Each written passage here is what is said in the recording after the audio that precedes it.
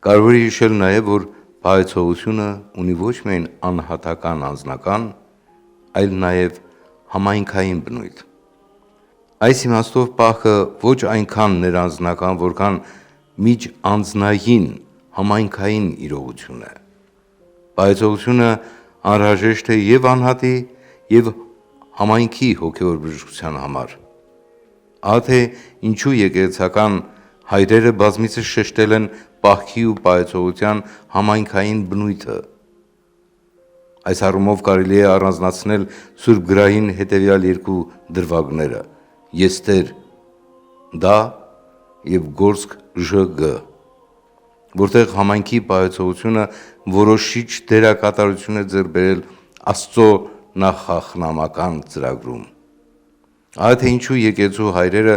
մշտապես շեշտել են պահեցողության համայնքային բնույթը, որովհետև դրանով ավելի է զորանում Քրիստոսի խորհրդական մարմնի մաս կազմող համայնքը։